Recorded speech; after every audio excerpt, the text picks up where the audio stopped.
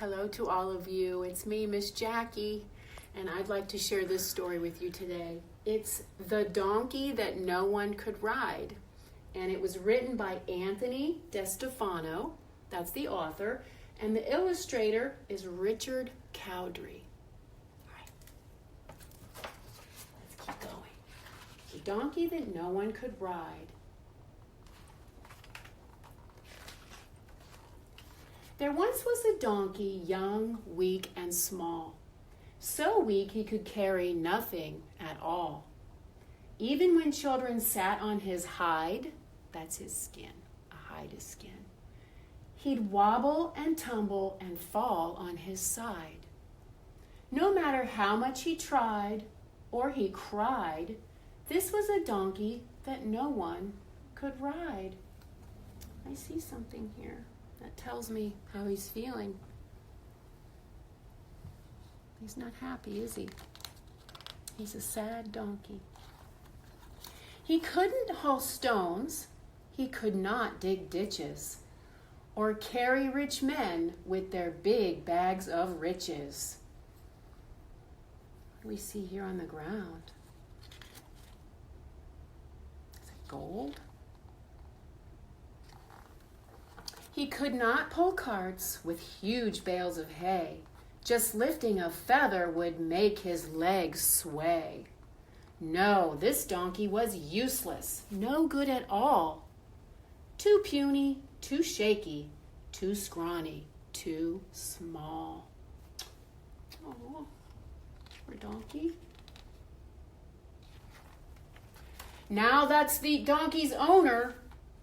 He was quite mean and tough. He said to the donkey, "I've had quite enough." He pointed his finger and said with a huff, "You can't lift a person, no matter how light, so take all your things and get out of my sight. Go away from here, donkey, go away and just hide. What use is a donkey that no one can ride?"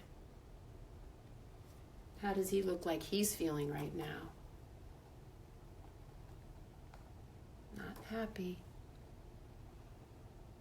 And his face. What does his face look like? Let's find out. So the donkey was led to the far edge of town, pulled by his neck with his head hanging down. He was tied to a post on a small dusty road and left all alone with while his tears overflowed.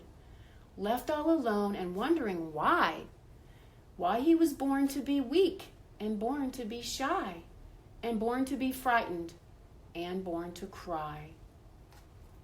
Just then, two men appeared alongside the post in the village where the donkey was tied. There they are. They came without warning on that fateful day. They came and untied him and took him away. The donkey was frightened, and he said to the men, "Where are we going?"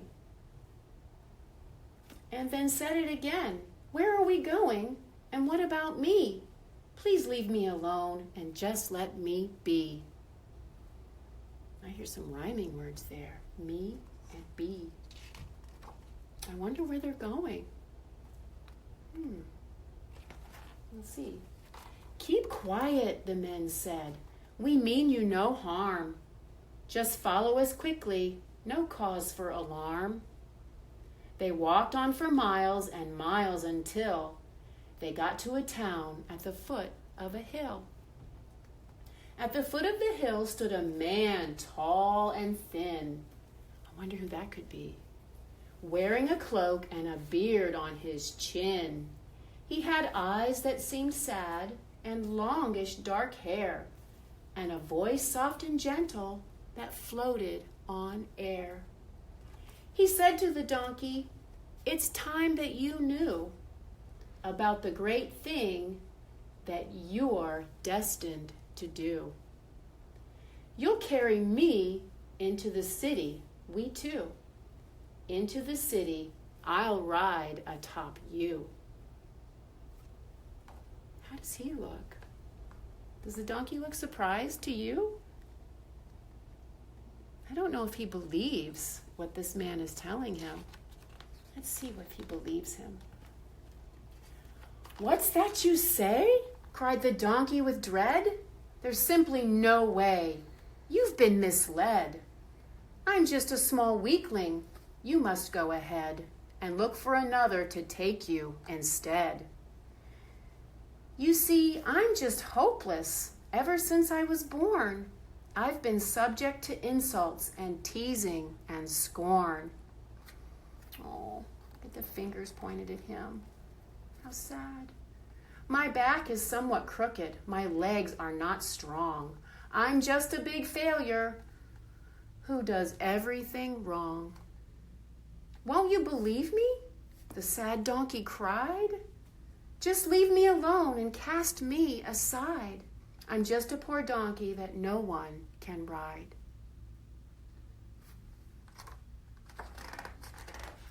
The man looked at him with a face that was wise, with a warm, tender smile and love in his eyes.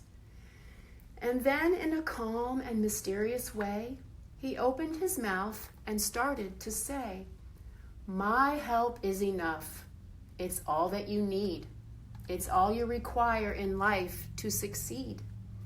The weaker you are, the more strength I give. I'll be there to help you as long as you live. I know you feel tired and frightened and broken, but do you believe these words that I've spoken? Do you believe? I ask you again. Do you have faith I can heal you, my friend?" Do you think the donkey believes the man? And who is this man? Who's that? For some reason, the donkey was sure that he knew the words the man spoke were honest and true. They were said with such kindness and caring and love. It seemed that they came from heaven above. The donkey burst out, "I believe that it's true. I believe," he repeated. "I believe, yes, I do." The man stretched out his hand and closed both his eyes. And then, to the donkey's surprise, he felt a sensation he could not control from the top of his head right down to his soul. That's a happy donkey. Look at that happy face. Like he's being touched by an angel. All of a sudden, he realized that now his body was stretching and changing somehow. Most amazing of all, at that very hour, the donkey began to sense he had power. He didn't feel small or weak any longer. Instead, he felt stronger and stronger and stronger. He could feel in his body the energy flowing. He could see with his eyes that his muscles were growing. His back felt like iron. His legs felt like steel. His chest felt so strong, it just couldn't be real. Something amazing is happening to the donkey. "It's a miracle! It's a miracle!" the donkey cried out. "A miracle! A miracle beyond any doubt."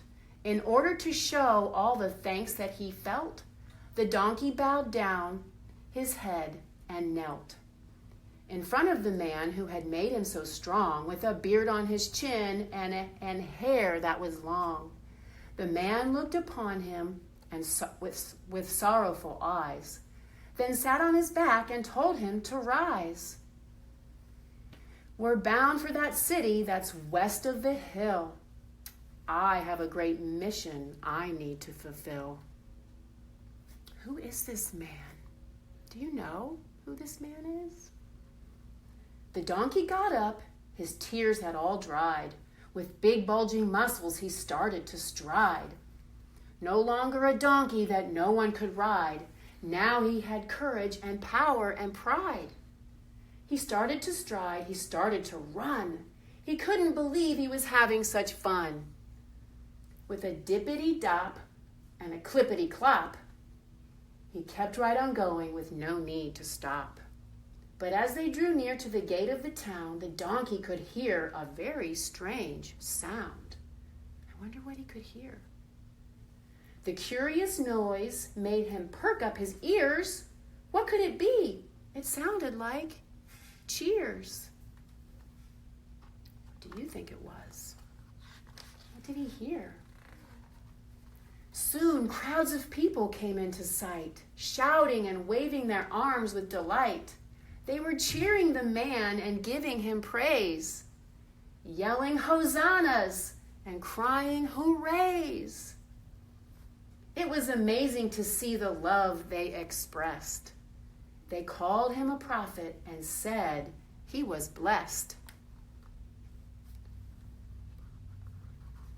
All of the smiling faces. And what are these they're holding? Like branches. In front of the donkey, they threw with their arms flowers and garments and branches and palms. They laid all these down and started to sing, calling the man a savior and king. The donkey was happy. Gone were his tears. Never had people sung in his ears. Never was there a moment so sweet as carrying a king with palms at his feet.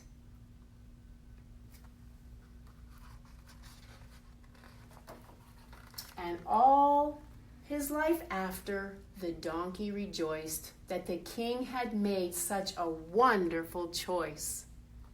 To help with the greatest mission of all, the king used a donkey, young, weak, and small. You can see over here, crosses.